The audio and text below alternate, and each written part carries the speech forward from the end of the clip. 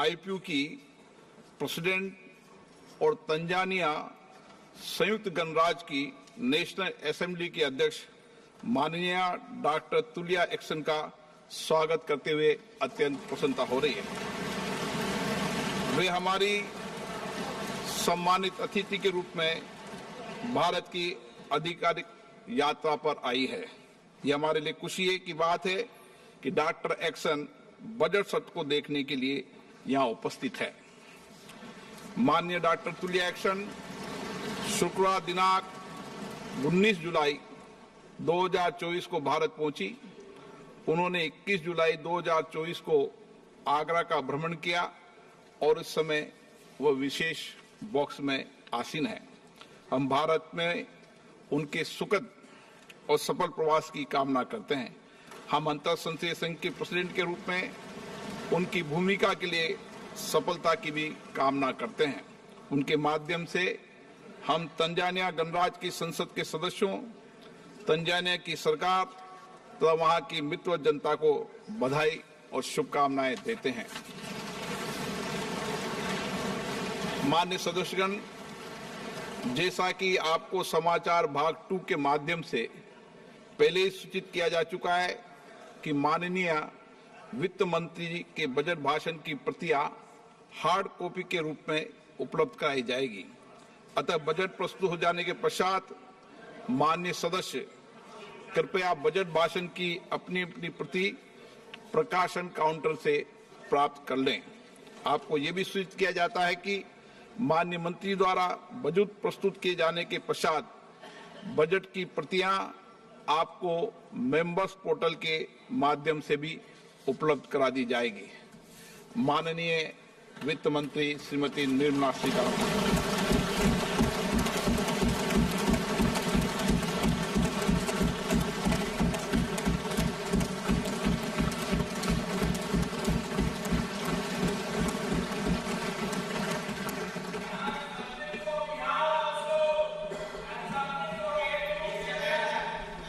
Honorable Speaker, I present the budget for 24-25.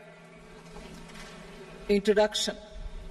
The people of India have reposed their faith in the government led by Honorable Prime Minister Shri Narendra Modi and re-elected it for a historic third term under his leadership.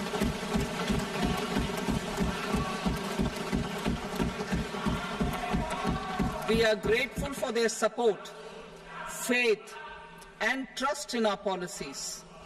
We are determined to ensure that all Indians, regardless of religion, caste, gender, and age, make substantial progress in realizing their life goals and aspirations.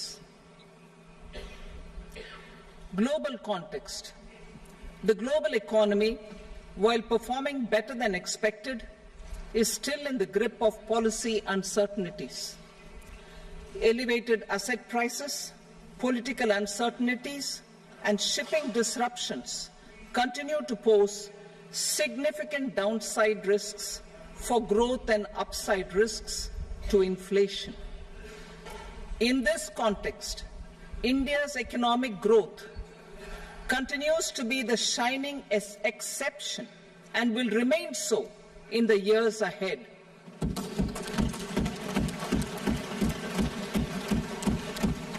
India's inflation continues to be low, stable, and moving towards the 4% target. Core inflation, that is non-food and non-fuel, currently is 3.1%. Steps are being taken to ensure supplies of perishable goods reach markets adequately. Interim budget. As mentioned in the interim budget, we need to focus on 4 major castes, namely the Garib, Mahilaye, Yuva, and Annadata, the poor, women, youth, and the farmer. For Annadata, we announced higher minimum support prices a month ago for all major crops, delivering on the promise of at least a 50% margin over costs. Pradhan Mantri Garib Kalyan Anna Yojana was extended for 5 years, benefiting more than 80 crore people. Administrative actions for approval and implementation of various schemes announced in the interim budget are well underway. The required allocations have been made. Budget theme. Turning attention to the full year and beyond in this budget, we particularly focus on employment, skilling, MSMEs, and the middle class. I am happy to announce the Prime Minister's package of 5 schemes and initiatives to facilitate employment, skilling, and other opportunities for 4.1 crore youth over a 5-year period, with a central outlay of 2 lakh crore rupees. I will speak about them shortly, while more details may be seen in the annexure. This year, I've made a provision of 1.48 lakh rupees, 1.48 lakh crore rupees for education, employment, and skilling. Budget priorities. The people have given a unique opportunity to our government to take the country on the path of strong development and an all-round prosperity. In the interim budget, we promise to present a detailed roadmap for our pursuit of Viksit Bharat. In line with the strategy set out in the interim budget, this budget envisages sustained efforts on the following 9 priorities for generating ample opportunities for all. Number 1, productivity and resilience in agriculture. Number 2, employment and skilling. Number 3, inclusive human resource development and social justice.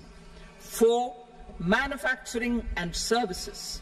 5, urban development. 6, energy security. 7, infrastructure. 8, innovation, research and development. And 9, next generation reforms. Subsequent budgets will build on these and add more priorities and actions. A more detailed formulation will be carried out as part of the economic policy framework, about which I will speak later in this speech. This budget details some of the specific actions to be initiated in the current year towards fulfillment of these priorities, with potential for transformative changes. The budget also covers some of the previously made announcements, with intent to strengthen them and step up their implementation for expediting our journey towards the goal of Viksit Bharat. Priority 1, productivity and resilience in agriculture. Transforming agricultural research. Our government will undertake a comprehensive review of the agricultural research setup to bring the focus on raising productivity and developing climate-resilient varieties. Funding will be provided in challenge mode, including to the private sector. Domain experts, both from the government and outside, will oversee the conduct of such research. Release of new varieties. New 109 high-yielding and climate-resilient varieties of 32 field and horticultural crops will be released for cultivation by farmers. Natural farming. In the next 2 years, 1 crore farmers across the country will be initiated into natural farming, supported by certification and branding. Implementation will be through scientific institutions and willing gram panchayats. 10,000 need-based bio-input resource centers will be established. Missions for pulses and oilseeds. For achieving self-sufficiency in pulses and oilseeds, we will strengthen their production, storage, and marketing. As announced in the interim budget, a strategy is being put in place to achieve Atmanirbharta for oilseeds such as mustard, groundnut, sesame, soybean, and sunflower. Vegetable production and supply chains. Large-scale clusters for vegetable production will be developed closer to major consumption centers. We will promote farmer-producer organizations, cooperatives, and startups for vegetable supply chains, including for collection and storage and marketing. Digital public infrastructure for agriculture. Buoyed by the success of the pilot project, our government, in partnership with the states, will facilitate the implementation of the digital public infrastructure in agriculture for coverage of farmers and their lands in 3 years. During this year, digital crop survey for Kharif using the DPI will be taken up in 400 districts. The details of 6 crore farmers and their lands will be brought into the farmer and land registries. Further, the issuance of Jan Samarth based Kisan credit cards will be enabled in 5 states. Shrimp production and export. Financial support for setting up a network of nucleus breeding centers for shrimp brood stocks will be provided. Financing for shrimp farming, processing, and export will be facilitated through NABARD. National cooperation policy. Our government will bring out a national cooperation policy for systematic, orderly, and all-round development of the cooperative sector, fast-tracking growth of rural economy and generation of employment opportunities on a large scale will be the policy goal. This year, I have made a provision of 1.52 lakh crore rupees for agriculture and allied sectors.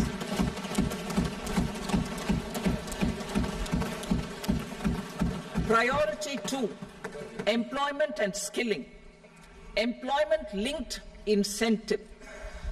Our government will implement following 3 schemes for employment-linked incentive as part of the Prime Minister's package. These will be based on enrollment in the EPFO and focus on recognition of first-time employees and support to employees and employers. Scheme A, first-timers. This scheme will provide 1 month wage to all persons newly entering the workforce in all formal sectors.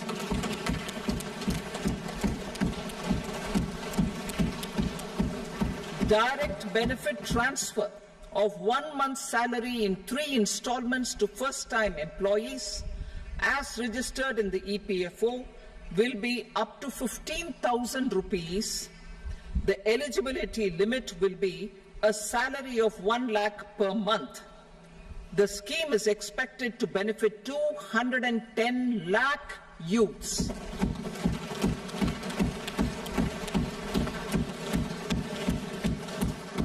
Scheme B, job creation in manufacturing. This scheme will incentivize additional employment in the manufacturing sector linked to the employment of first-time employees. An incentive will be provided at specified scale directly both to the employee and the employer with respect to the EPFO contribution in the first 4 years of employment. The scheme is expected to benefit 30 lakh youth entering employment and their employers.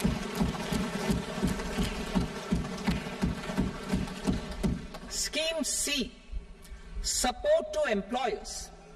This employer-focused scheme will cover additional employment in all sectors. All additional employment within a salary of 1 lakh rupee per month will be counted. The government will reimburse to employers up to 3,000 rupees per month for 2 years towards their EPFO contribution for each additional employee. The scheme is expected to incentivize additional employment of 50 lakh persons.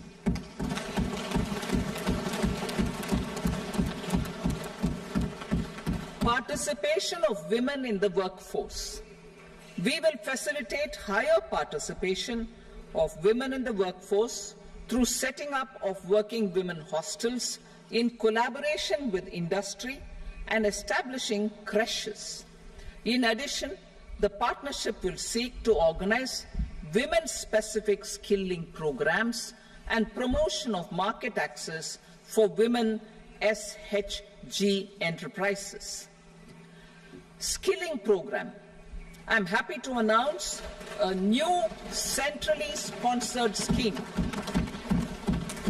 as the fourth scheme under the Prime Minister's package for skilling in collaboration with state governments and industry. 20 lakh youth will be skilled over a 5-year period.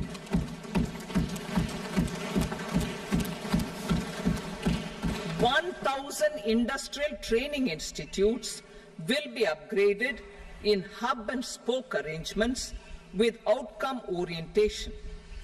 Course content and design will be aligned to the skill needs of industry, and new courses will be introduced for emerging needs. Skilling loans.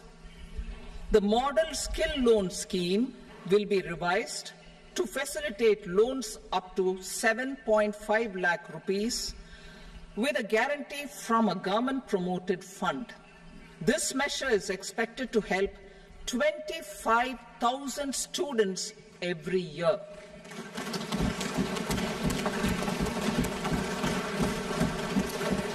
Education loans. For helping our youth who have not been eligible for any benefit under government schemes and policies, I am happy to announce a financial support for loans up to 10 lakh rupees for higher education in domestic institutions.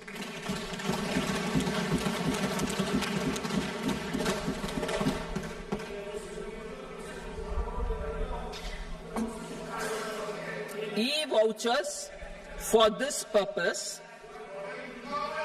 E-vouchers for this purpose will be given directly to 1 lakh students every year for annual interest subvention of 3% of the loan amount. Priority 3, inclusive human resource development and social justice, saturation approach. Our government is committed to all-round, all-pervasive and all-inclusive development of people, particularly farmers, youth, women, and the poor. For achieving social justice comprehensively, the saturation approach of covering all eligible people through various programs, including those for education and health, will be adopted to empower them by improving their capabilities. Implementation of schemes meant for supporting economic activities by craftsmen, artisans, self-help groups, scheduled caste, scheduled tribe, and women entrepreneurs and street vendors such as the PM Vishwakarma, PM Swanidhi, National Livelihood Missions, and Stand Up India will be stepped up. Purvodaya. The states in the eastern part of the country are rich in endowments and have strong cultural traditions. We will formulate a plan, Purvodaya, for the all-round development of the eastern region of the country, covering Bihar, Jharkhand, West Bengal, Odisha, and Andhra Pradesh. This will cover human resource development, infrastructure, and generation of economic opportunities to make the region an engine to attain Vikasit Bharat. On the Amritsar-Kolkata Industrial Corridor, we will support development of an industrial node at Gaya. This corridor will catalyze industrial development of the eastern region. The industrial node at Gaya will also be a good model for developing our ancient centers of cultural importance into future centers of modern economy. This model shall showcase Vikas B, Virasat B in our growth trajectory. We will also support development of road connectivity projects, namely 1. Patna-Purnia Expressway, 2. Buxar-Bhagalpur Expressway, 3. Bodh Gaya, Rajgir, Vaishali and Darbhanga spurs, and 4. Additional 2-lane bridge over River Ganga at Buxar at a total cost of 26,000 crore rupees.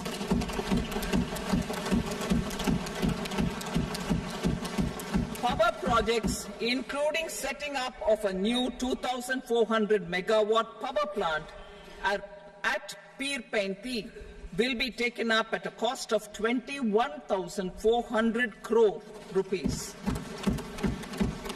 New airports, medical colleges, and sports infrastructure in Bihar will be constructed.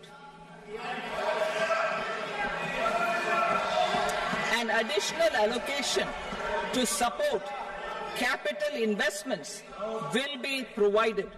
The requests of Bihar government for external assistance from multilateral development banks will be expedited.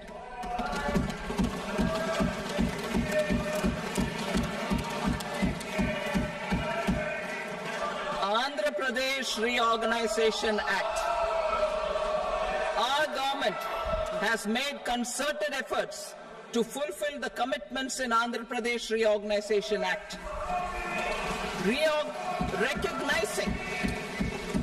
Recognizing the state's need for the capital, recognizing the state's need for a capital, we will facilitate special financial support through multilateral development agencies. In the current financial year, 15,000 crore rupees will be arranged with additional amounts in future years.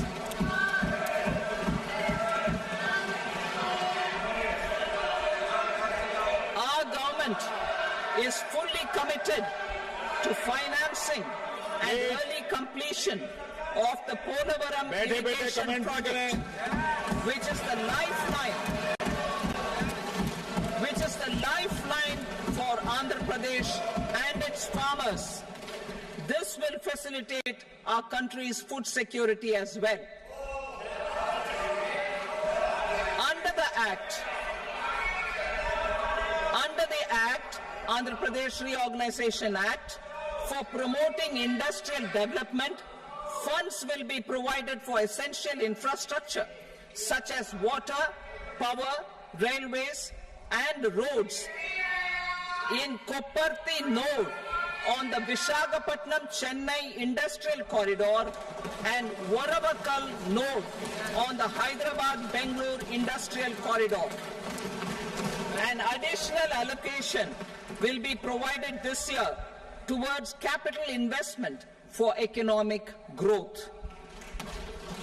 Grants for backward regions of Rayalaseema, Prakasham, North Coastal Andhra, as stated in the Act, will be provided. PM Awas Yojana.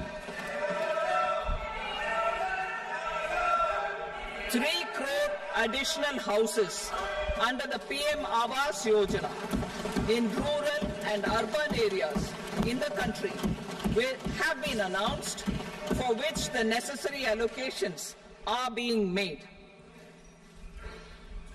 Women-led development. For promoting women-led development, the budget carries an allocation of more than 3 lakh crore for schemes benefiting women and girls. This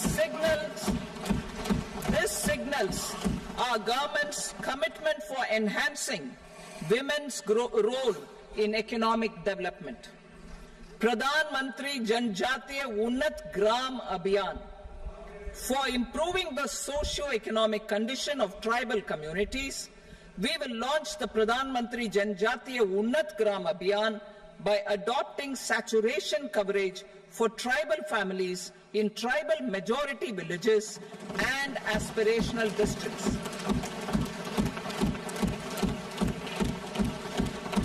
This will cover 63,000 villages, benefiting 5 crore tribal people.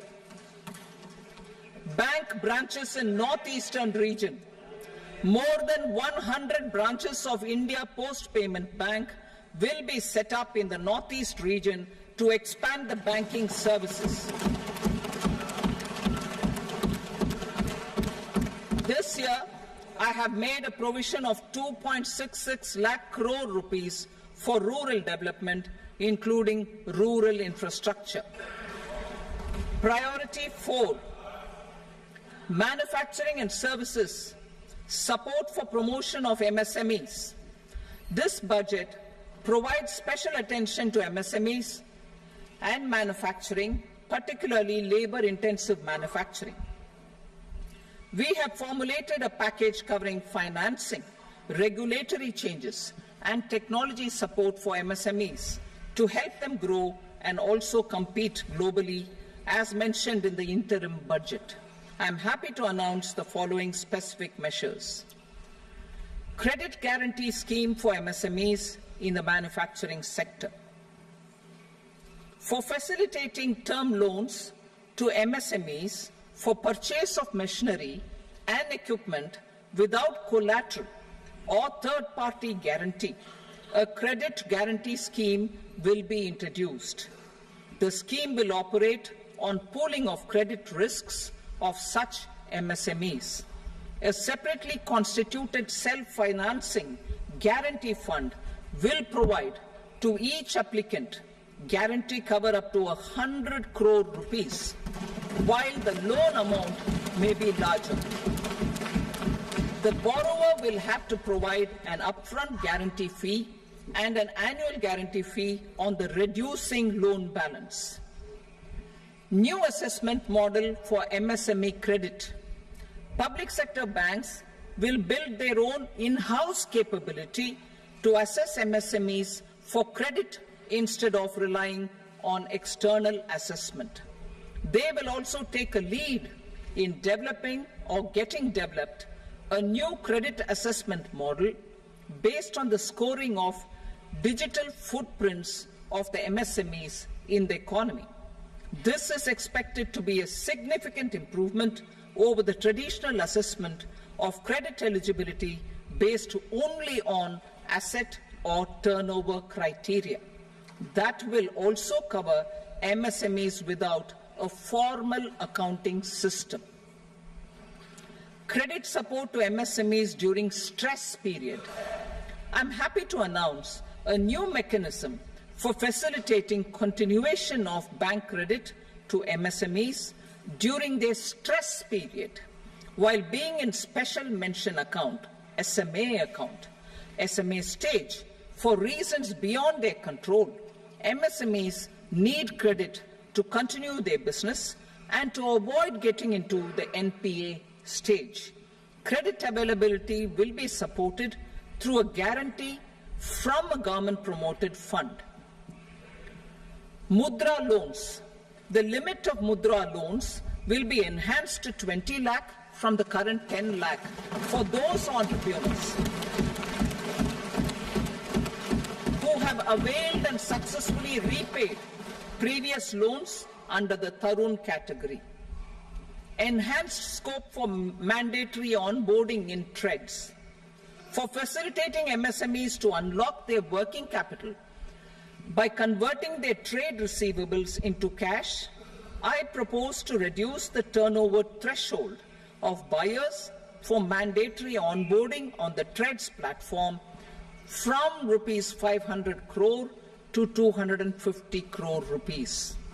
This measure will bring 22 more CPSCs and 7,000 more companies onto the platform.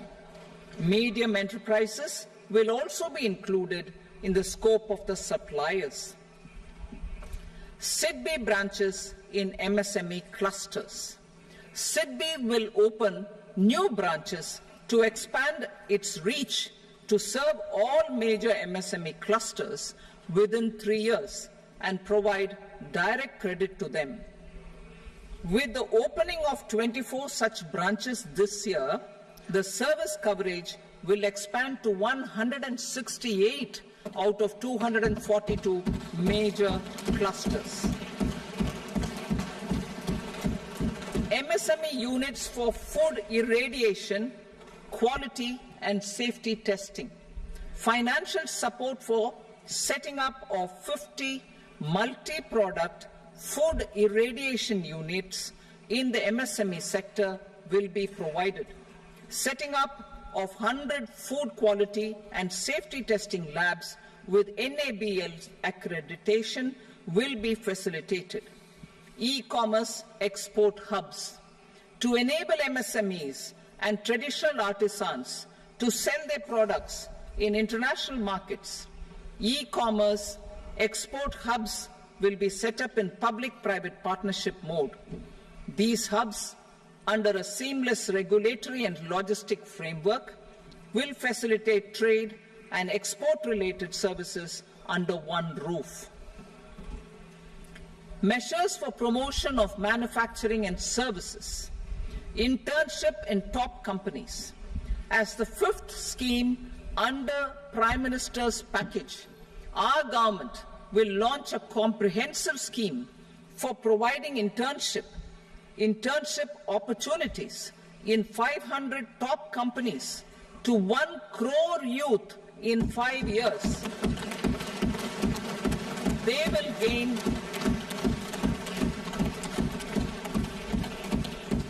will gain exposure for 12 months to real-life business environment, varied professions, and employment opportunities. An internship allowance of 5,000 per month, 5,000 rupees per month, along with a one-time assistance of 6,000 rupees will be provided. Companies will be expected to bear the training cost and 10% of their internship cost from their CSR funds. Industrial parks. Our government will facilitate development of investment-ready, plug-and-play industrial parks with complete infrastructure in or near 100 cities in partnership with the states and private sector by better using town planning schemes. 12 industrial parks under the National Industrial Corridor Development Program also will be sanctioned.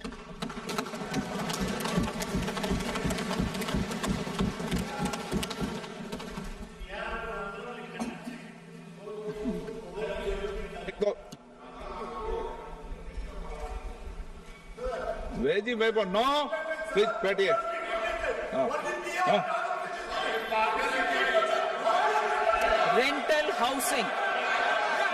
Rental housing with dormitory type accommodation for industrial workers will be, just 1 minute. Rental housing, I repeat, rental housing with dormitory type accommodation for industrial workers will be facilitated in PPP mode with VGF support and commitment from anchor industries. Shipping industry, ownership, leasing and flagging reforms will be implemented to improve the share of Indian shipping industry and generate more employment.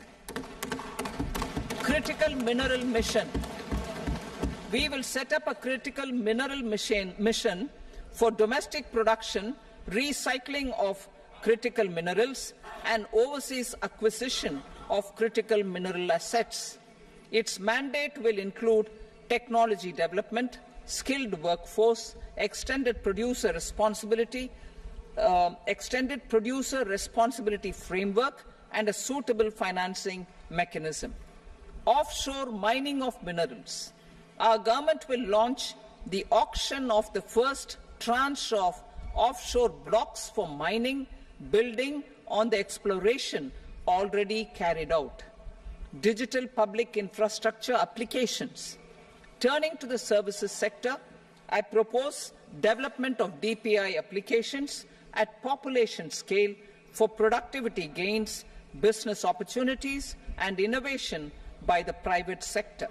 These are planned in the areas of credit, e-commerce, education, health, law and justice, logistics, MSME service delivery, and urban governance. Integrated technology platform for IBC ecosystem.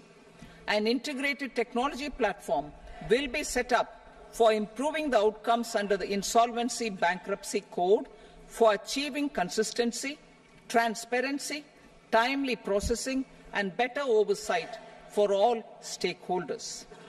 Voluntary closure of LLPs. The services of the Center for Processing Accelerated Corporate Exit, CPACE, will be extended for voluntary closure of LLPs to reduce the closure times. National Company Law Tribunals. The IBC has resolved more than 1,000 companies, resulting in direct recovery of 3.3 lakh crore to creditors. 3.3 lakh crore rupees to creditors. In addition, 28,000 cases involving over 10 lakh crore rupees have been disposed of even prior to admission. Appropriate changes to the IBC, reforms and strengthening of the tribunal and appellate tribunals will be initiated to speed up insolvency resolution. Additional tribunals will be established. Out of those, some will be notified to decide cases exclusively under the Companies Act. Debt recovery. Steps for reforming and strengthening debt recovery tribunals will be taken.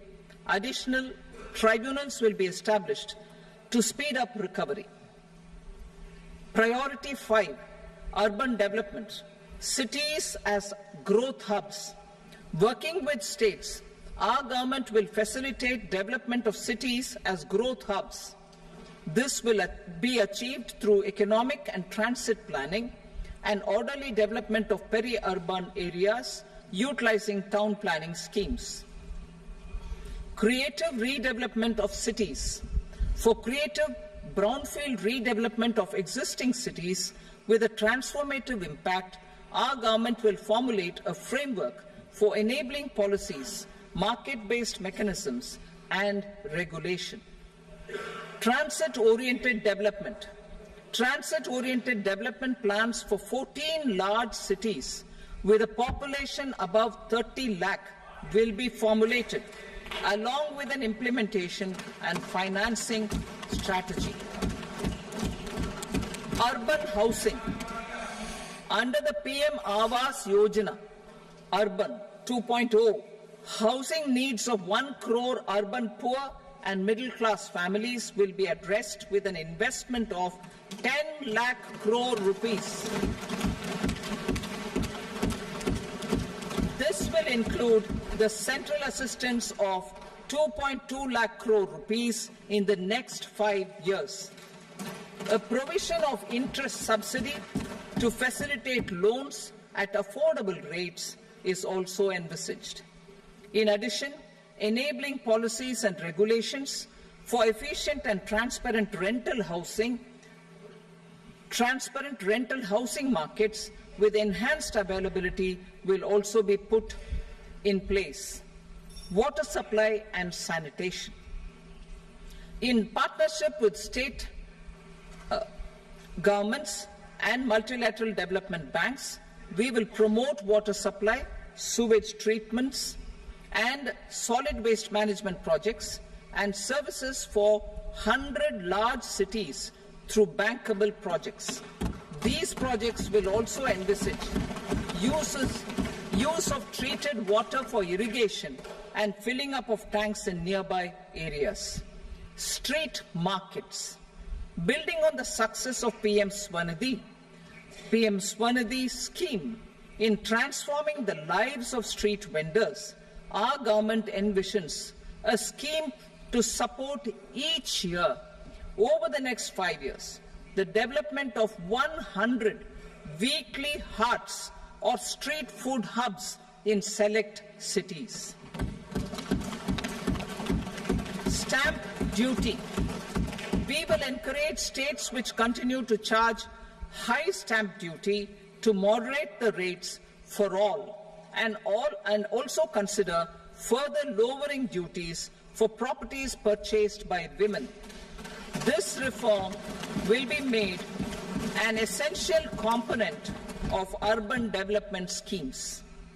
Priority 6, energy security, energy transition. In the interim budget, I had announced our strategy to sustain high and more resource-efficient economic growth, along with the energy security in terms of availability, accessibility, and affordability. We will bring out a policy document on appropriate energy transition pathways that balances the imperatives of employment, growth, and environmental sustainability. PM Surya Ghar Muft Bijli Yojana. PM Surya Ghar Muft Bijli Yojana. In line with the announcement in the interim budget,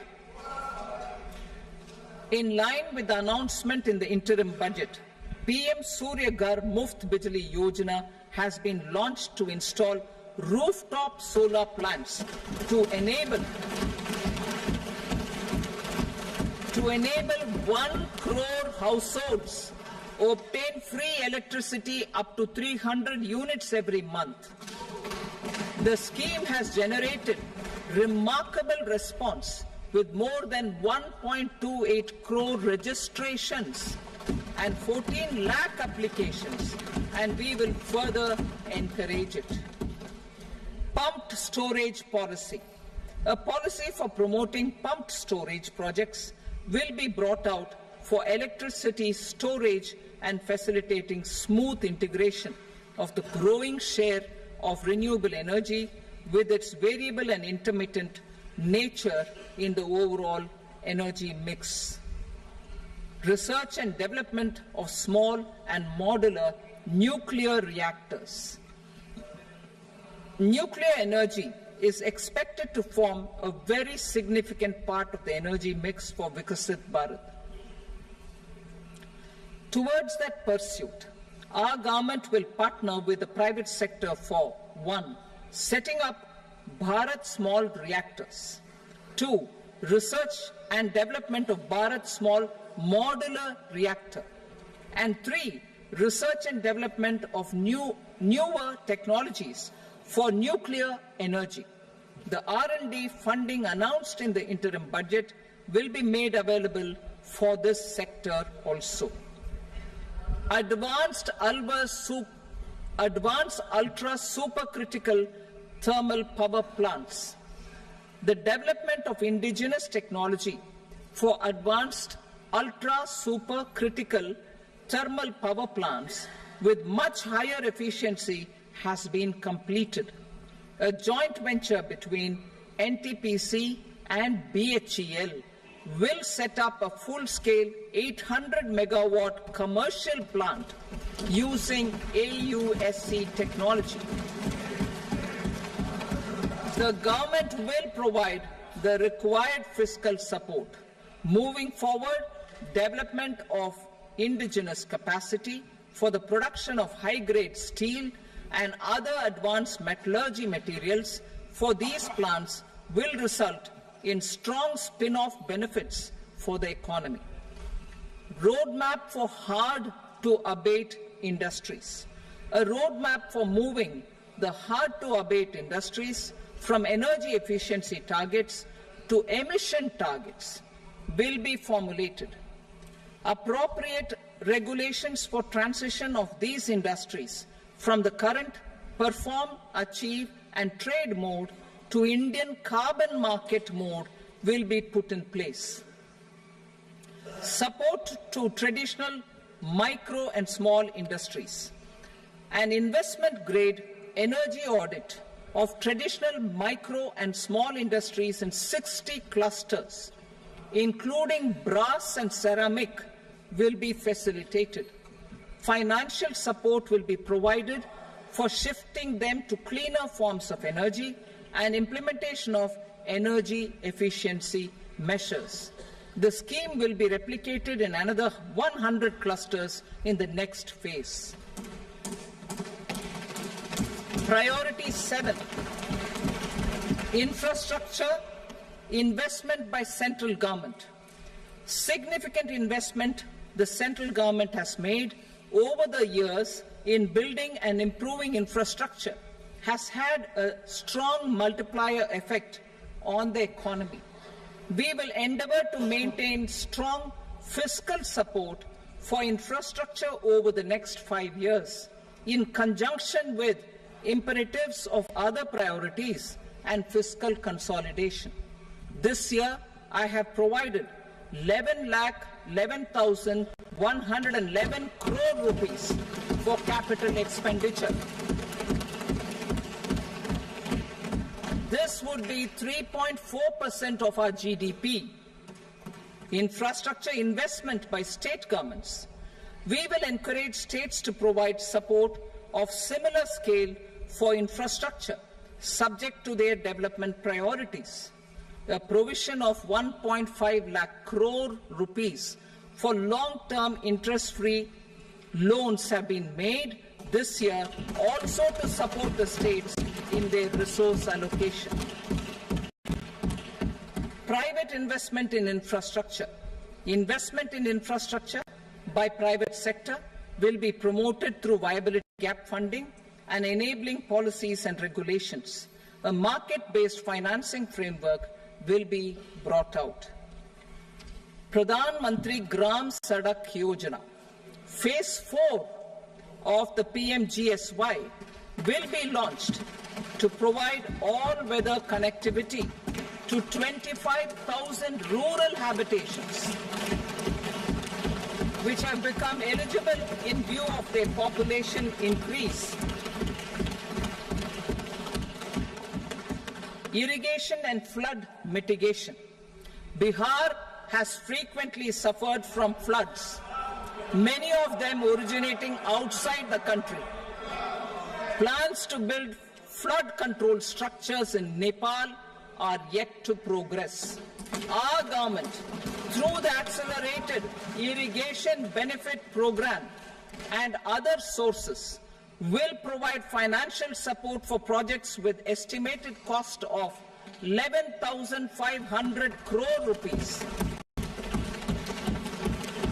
such as the Kosi-Michi intra-state link and 20 other ongoing and new schemes, including barrages, river pollution abatement and irrigation projects. In addition, survey and investigation of Kosi-related flood mitigation and irrigation projects will be undertaken. Assam grapples with floods every year by the Brahmaputra River and its tributaries originating outside India. We will provide assistance to Assam for flood management and related projects.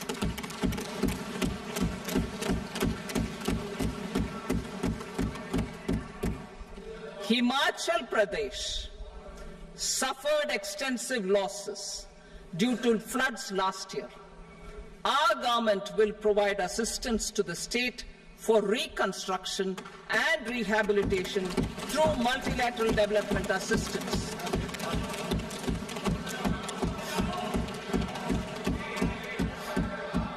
भेदभाव के। Uttarakhand too suffered losses due to cloudbursts and massive landslides. We will provide assistance to the state. Recently, Sikkim witnessed devastating flash floods and landslides that wreaked havoc across the state. Our government will provide assistance to the state. Tourism has always been a part of our civilization. Our efforts in positioning India as a global tourist destination will also create jobs, stimulate investments, and unlock economic opportunities for other sectors. In addition to the measures outlined in the interim budget, I propose the following measures. Vishnupad Temple at Gaya and Mahabodhi Temple at Bodh Gaya in Bihar are of immense spiritual significance. Comprehensive development of Vishnupad Temple corridor and Mahabodhi Temple corridor will be supported, modeled on the successful Kashi Vishwanath Temple corridor to transform them into world-class pilgrim and tourist destinations. Rajgir holds immense religious significance for Hindus, Buddhists and Jains. The 20th Tirthankara Muniswarata temple in the Jain temple complex is ancient. The Saptarishi or the 7 hot springs form a warm water Brahmkund that is sacred. A comprehensive development initiative for Rajgir will be undertaken. Our government will support the development of Nalanda as a tourist center, besides reviving Nalanda University to its glorious stature. Odisha's scenic beauty, temples, monuments, craftsmanship, wildlife sanctuaries, natural landscapes, and pristine beaches make it an ultimate tourism destination. Our government will provide assistance for their development to Odisha as well. Priority 8, innovation, research and development. We will operationalize the Anusandhan National Research Fund for basic research and prototype development. Further, we will set up a mechanism for spurring private sector-driven research and innovation at commercial scale with a financing pool of 1 lakh crore rupees in line with the announcement in the interim budget. Space economy. With our continued emphasis on expanding the space economy by 5 times in the next 10 years, a venture capital fund of 1,000 crore rupees will be set up. Priority 9, next generation reforms. Economic policy framework. We will formulate an economic policy framework to delineate the overarching approach to economic development and set the scope of the next generation of reforms for facilitating employment opportunities and sustaining high growth. Our government will initiate and incentivize reforms for 1. Improving productivity of factors of production, and 2. Facilitating markets and sectors to become more efficient. These reforms will cover all factors of production, namely land, labor, capital, and entrepreneurship, and technology as an enabler of improving total factor productivity and bridging inequality. Effective implementation of several of these reforms requires collaboration between the center and the states, and building consensus as development of the country lies in development of the states.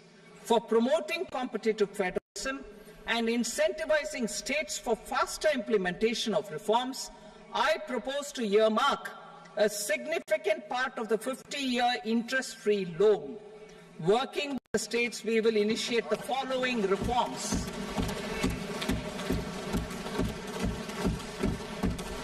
Land-related reforms and actions, both in the rural and urban areas, will cover land administration, will cover 1. Land administration, planning and management, and 2.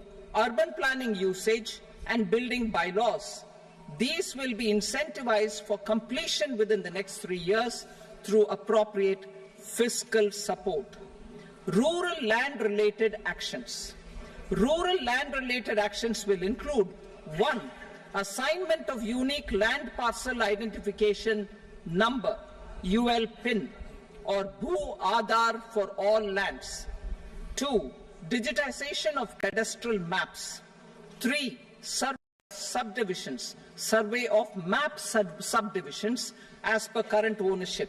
4. Establishment of land registry. And 5. Linking to the farmers registry. These actions will also facilitate credit flow and other agricultural services. Urban land-related actions. Land records in urban areas will be digitized with GIS mapping. An IT-based system for property record administration, updating, and tax administration will be established. These will also facilitate improving the financial position of urban local bodies. Labor-related reforms. Services to labor. Our government will facilitate the provision of a wide array of services to labor, including those for employment and skilling. A comprehensive integration of eShram portal with other portals will facilitate such one-stop solution. Open architecture databases for the rapidly changing labor market, skill requirements, and available job roles, and a mechanism to connect job aspirants with potential employers and skill providers will be covered in these services. Shram Suvidha and Samadhan portal. Shram Suvidha and Samadhan portal will be revamped to enhance ease of compliance for industry and trade. Capital and entrepreneurship related reforms. Financial sector vision and strategy. For meeting financing needs of the economy, our government will bring out a financial sector vision and strategy document to prepare the sector in terms of size, capacity, and skills. This will set the agenda for the next 5 years and guide the work of the government, regulators, financial institutions, and market participants. Taxonomy for climate finance. We will develop taxonomy for climate finance for enhancing the availability of capital for climate adaptation and mitigation. This will support achievement of the country's climate commitments and green transition. Variable capital company structure. We will seek the required legislative approval for providing an efficient and flexible mode for financing leasing of aircrafts and ships and pooled funds of private equity through a variable company structure. Foreign direct investment and overseas investment. The rules and regulations for foreign direct investment and overseas investments will be simplified to 1. Facilitate foreign direct investments, 2. Nudge prioritization, and 3. Promote opportunities for using Indian rupee as a currency for overseas investment. NPS Vatsalya. NPS Vatsalya, a plan for contribution by parents and guardians for minors, will be started. On attaining the age of majority, the plan can be converted seamlessly into a normal NPS account. Use of technology. We have successfully used technology for improving productivity and bridging inequality in our economy during the past 10 years. Public investment in digital infrastructure and innovations by the private sector have helped in improving access of all citizens, particularly the common people, to market resources, education, health and services. We will step up adoption of technology towards digitalization of the economy. Ease of doing business. For enhancing ease of doing business, we are already working on the Jan Vishwas Bill 2.0. Further, states will be incentivized for implementation of the business reforms, action plans and digitalization. Data and statistics. For improving data governance, collection, processing and management of data and statistics, different sectoral databases, including those established under the Digital India Mission, will be utilized with active use of technology tools. New pension scheme. The committee to review the NPS has made considerable progress in its work. I'm happy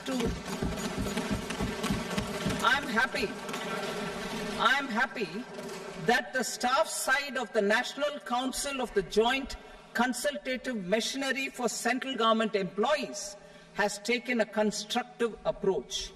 A solution will be evolved which addresses the relevant issues while maintaining fiscal prudence to protect the common citizens. Budget estimates for 24-25. For the year 24-25, total receipts other than borrowings and the total expenditure are estimated at 32.07 lakh crore rupees and 48.21 lakh crore rupees respectively. The net tax receipts are estimated at 25.83 lakh crore rupees. The fiscal deficit is estimated at 4.9% of the GDP.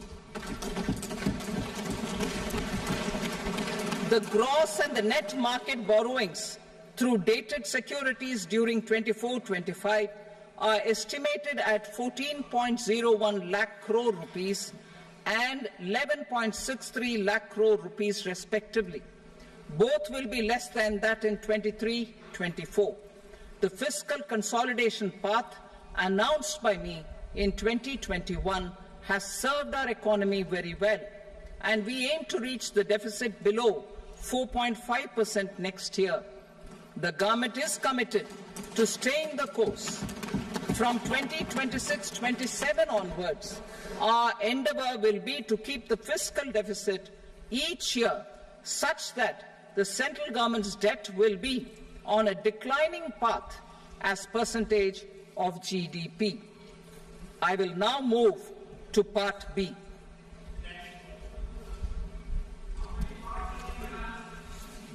Indirect taxes. Sir, I start with GST. It has decreased tax incidence on the common man, reduced compliance burden and logistics cost for trade and industry, and enhanced revenues of the central and the state governments. It is a success of vast proportions. To multiply the benefits of GST, we will strive to further simplify and rationalize the tax structure and endeavour to expand it to the remaining sectors. My proposals for customs duties intend to support domestic manufacturing, deepen local value addition, promote export competitiveness, and simplify taxation while keeping the interest of the general public and consumers surmount. In Budget 22-23, we reduced the number of customs duty rates. I propose to undertake a comprehensive review of the rate structure over the next 6 months to rationalize and simplify it for ease of trade, removal of duty inversion, and reduction of disputes. I shall now take up sector-specific customs duty proposals. medicine and medical equipments. To provide relief to cancer patients, I propose to fully exempt 3 more medicines from customs duties.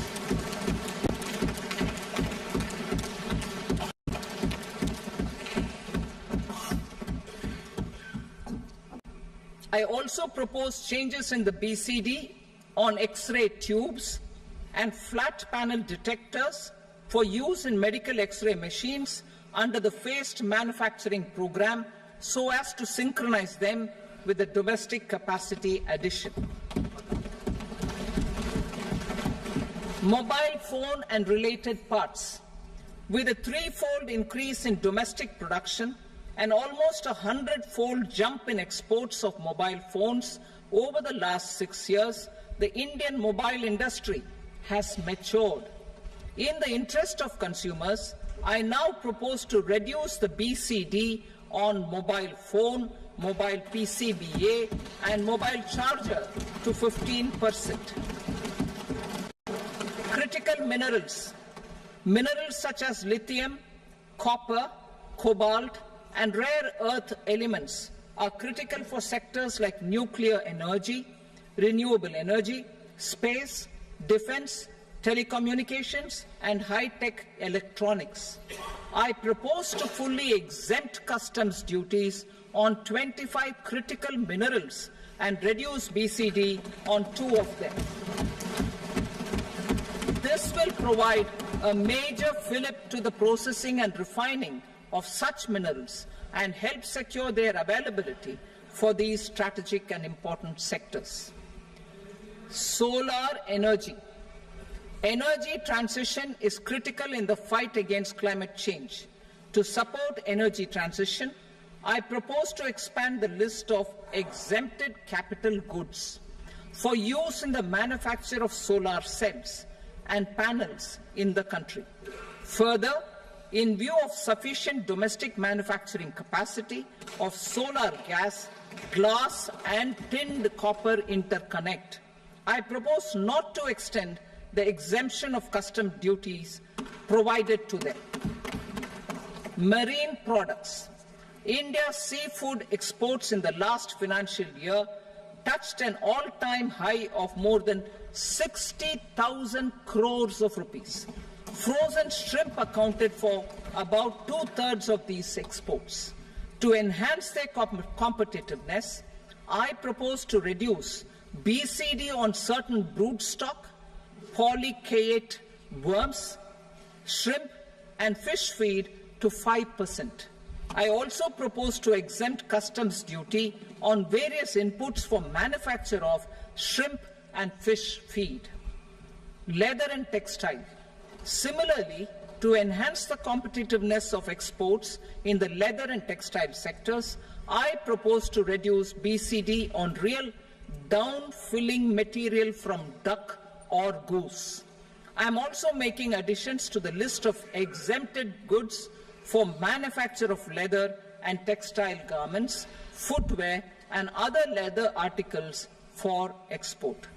To rectify inversion in duty, I propose to reduce BCD subject to conditions on methylene diphenyl diisocyanate (MDI) for manufacture of spandex yarn from 7.5 to 5%.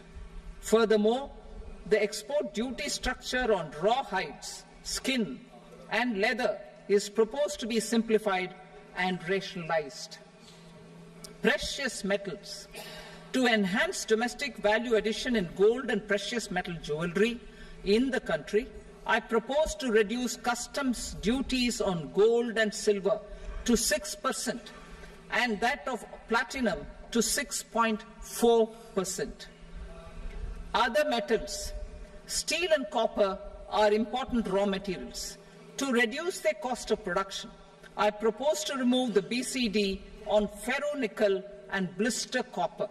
I am also continuing with nil BCD on ferrous scrap and nickel cathode and concessional BCD of 2.5% on copper scrap. Electronics.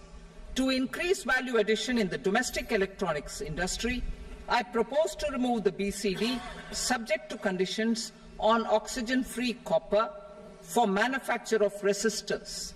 I also propose to exempt certain parts for manufacture of connectors. Chemicals and petrochemicals. To support existing and new capacities in the pipeline, I propose to increase the BCD on ammonium nitrate from 7.5% to 10%. Plastics. PVC flex banners are non-biodegradable and hazardous for environment and health. To curb their imports, I propose to raise the BCD on them from 10 to 25%. Telecommunication equipment. To incentivize domestic manufacturing, I propose to increase the BCD from 10 to 15% on PCBA of specified telecom equipment.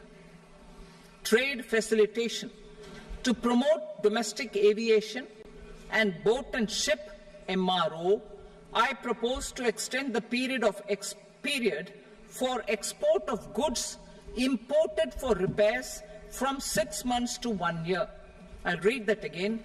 To promote domestic aviation and boat and ship maintenance, repair and operations, I propose to extend the period for export of goods imported for repairs from 6 months to 1 year. In the same vein, I propose to extend the time limit for re-import of goods for repairs under warranty from 3 to 5 years. I now move to direct taxes. We will continue our efforts to simplify taxes, improve taxpayer services, provide tax certainty, and reduce litigation while enhancing revenues for funding the development and welfare schemes of the government. It has been our endeavour to simplify taxation. We have taken a number of measures in the last few years, including introduction of simplified tax regimes without exemptions and deductions for corporate tax and for personal income tax. This has been appreciated by taxpayers. 58% of corporate tax came from the simplified tax regime in the financial year 22-23. Similarly, as per data available till now, for the last fiscal, more than 2/3 have availed the new personal income tax regime. Comprehensive review of the Income Tax Act. I am now announcing a comprehensive review of the Income Tax Act 1961. The purpose is to make the Act concise, lucid, easy to read and understand. This will reduce disputes and litigation, thereby providing tax certainty to the taxpayers. I will also bring down the demand embroiled in litigation. It is proposed to be completed in 6 months. A beginning is being made in the Finance Bill by simplifying the tax regime for charities, TDS rate structures, provisions of reassessment and such provisions, and capital gains taxation. Simplification for charities and TDS. Two tax exemption regimes. The two tax exemption regimes for charities are proposed to be merged into one. The 5% TDS rate on many payments is being merged into the 2% TDS rate, and the 20% TDS rate on repurchase of units by mutual funds or UTI is being withdrawn. TDS rate on e-commerce operators is proposed to be reduced from 1 to 0.1%. Moreover, credit of TCS is proposed to be given in the TDS to be deducted on salary. Further, I propose to decriminalize delay for payment of TDS up to the due date of filing statement for the same. I also plan to provide a standard operating procedure for TDS defaults and simplify and rationalize the compounding guidelines for such defaults. simplification of reassessment. I propose to thoroughly simplify the provisions for reopening and reassessment. An assessment hereinafter can be reopened beyond 3 years from the end of the assessment year only if the escaped income is 50 lakh rupees or more, up to a maximum period of 5 years from the end of the assessment year. Even in such cases, a time limit of 6 years before the year of the search, as against the existing time limit of 10 years, is being proposed. This will reduce tax uncertainty and disputes. Simplification and rationalization of capital gains. Capital gains taxation is also proposed to be hugely simplified. Short-term gains on certain financial assets shall henceforth attract a tax rate of 20%, while that on all other financial assets and all non-financial assets shall continue to attract the applicable tax rate. Long-term gains on all financial and non-financial assets, on the other hand, will attract a tax rate of 12.5%. For the benefit of the lower and the middle income classes, I propose to increase the limit of exemption of capital gains on certain financial assets to 1.25 lakh rupees per year. Listed financial assets held for more than a year will be classified as long-term, while unlisted financial assets and all non-financial assets will have to be held for at least 2 years to be classified as long-term. Unlisted bonds and debentures, debt mutual funds, and market-linked debentures, irrespective of holding period, however, will attract tax on capital gains at applicable rates. Taxpayer services. All the major taxpayer services under GST and most services under customs and income tax have been digitalized. All remaining services of customs and income tax, including rectification and order giving effect to appellate orders, shall be digitalized and made paperless over the next 2 years. Litigation and appeals. While our concerted efforts to reduce pendency of appeals at various appellate fora are beginning to show good results, it will continue to engage our highest attention. To dispose of the backlog of first appeals, I plan to deploy more officers to hear and decide such appeals, especially those with large tax effect. For resolution of certain income tax disputes pending an appeal, I am also proposing Vivad Se Vishwas Scheme 2024. Further, I propose to increase monetary limits for filing appeals related to direct taxes, excise and service tax in the tax tribunals, high courts and Supreme Court to 60 lakh rupees, 2 crore rupees and 5 crore respectively. With a view to reduce litigation and provide certainty in international taxation, we will expand the scope of safe harbor rules and make them more attractive. We will also streamline the transfer pricing assessment procedure. Employment and investment. I have a few proposals to promote investment and foster employment. First of all, to bolster the Indian startup ecosystem, boost the entrepreneurial spirit, and to support innovation, I propose to abolish the so-called angel tax for all classes of investors. Second, there is tremendous potential for cruise tourism in India. To give a fillip to this employment-generating industry, I am proposing a simpler tax regime for foreign shipping companies operating domestic cruises in the country.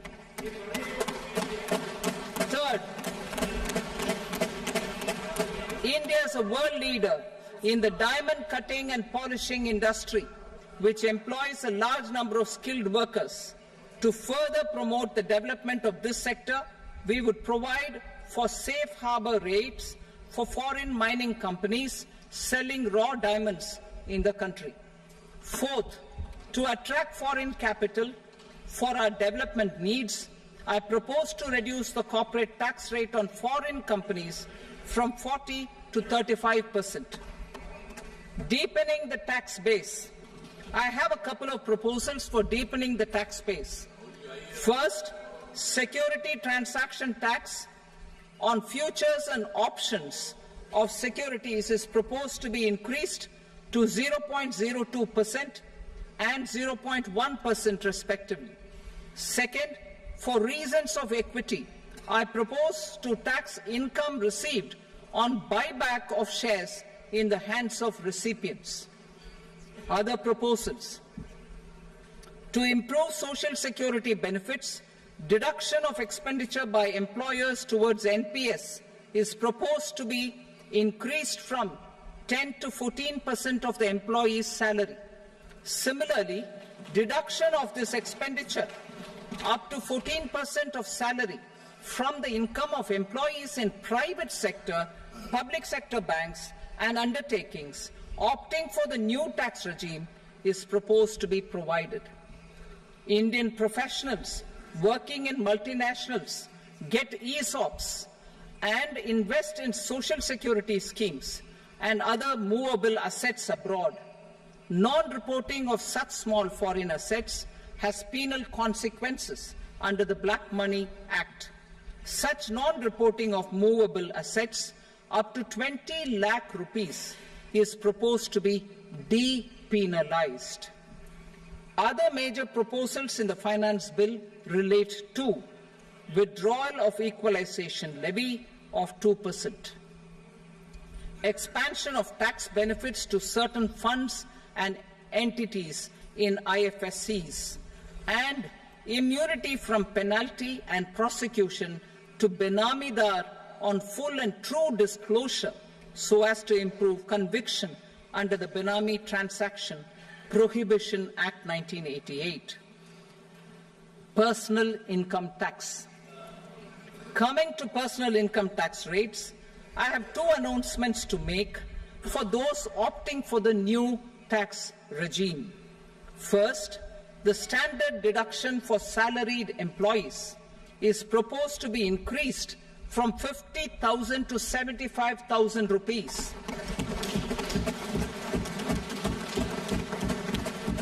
Similarly, deduction on family pension for pensioners is proposed to be enhanced from 15,000 to 25,000 rupees. This will provide relief to about 4 crore salaried individuals and pensioners.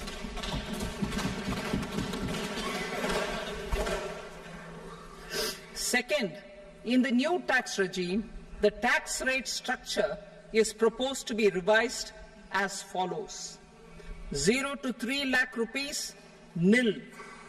3 to 7 lakh rupees, 5%.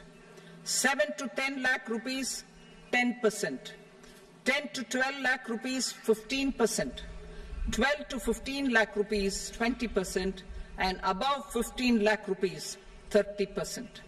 As a result of these changes, a salaried employee in the new tax regime stands to save up to 17,500 rupees in income tax.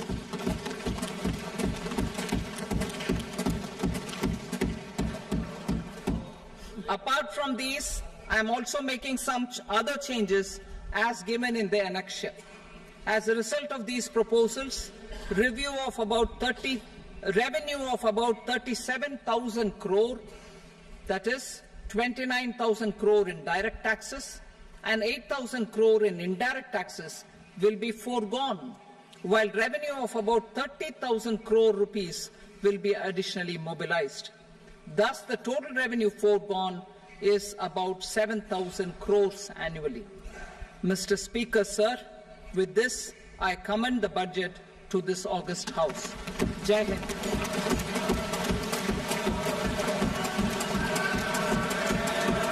Item number 2. Item number 2.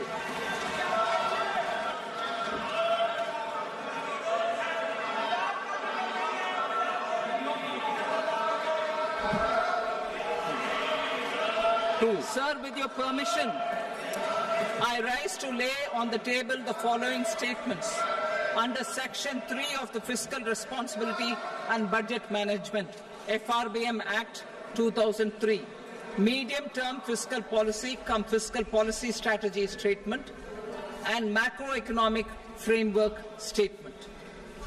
Item number 3.